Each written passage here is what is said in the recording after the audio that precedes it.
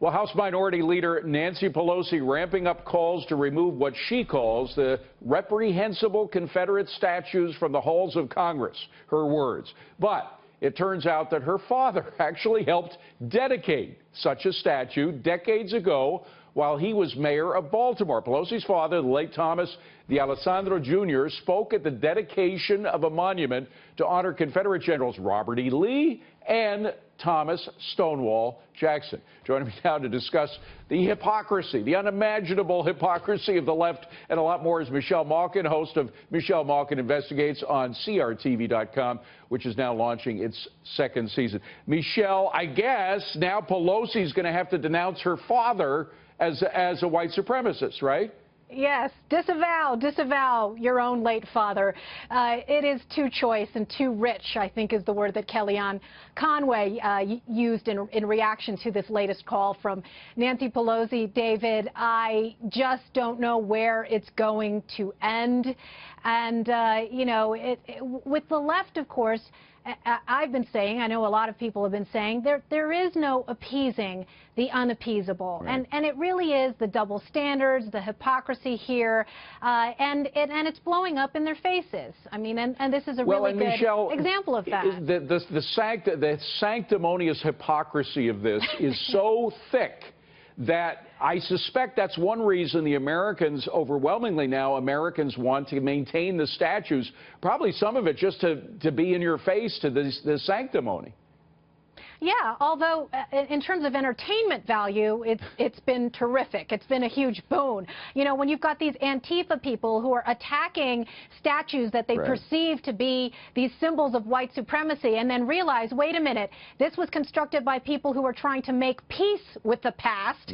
That was one of them. I think it's good. I think sunlight is the best disinfectant. And to see just how far they've overreached, that's another aspect of and a trademark trait of the radical progressive left is they don't know when to stop. They can't help themselves. On the other hand, Michelle, another group that doesn't know when to stop are the never-Trumpers, some of whom, by the way, some Republicans who are actually in the administration, like Gary Cohn, who continue to rehash this notion that President Trump didn't say enough to condemn the violence in Charlottesville.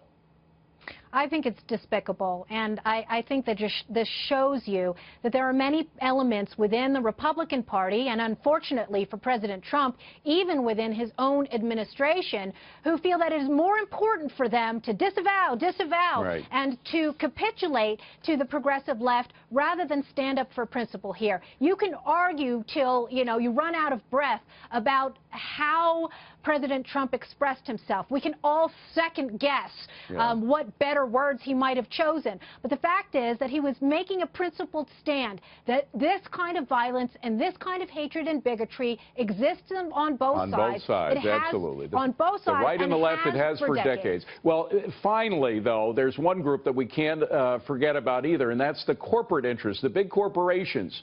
Like Apple, for example, like J.P. Morgan Chase, who are now funding groups like the Southern Poverty Law Center. Now, this organization has a list of what they call hate groups, and they include some people who you and I know, like Frank Gaffney, by the way, who has a defense service, like Ayan Hirsi Ali, who's a hero of mine. She has spoken out against Muslim extremism for years. At the risk of her own life, she needs 24/7 security guards to protect her life. And the Southern Poverty Law Center, to which Chase and Apple are now contributing money, has pointed her out as somebody to be hated. That's putting a bigger target on her back. That's right. I've been targeted as well by the SPLC.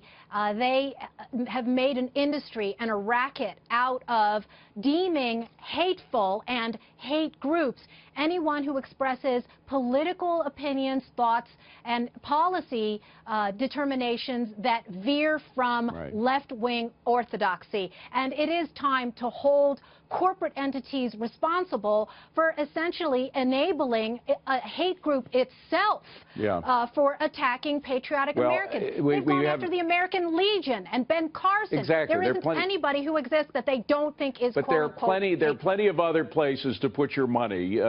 that you could do very good work in doing. By the way, $1 million from Apple and $500,000 from J.P. Morgan Chase. That's how much went there. Michelle Malkin, great to see you. Thank you for coming in. Appreciate it.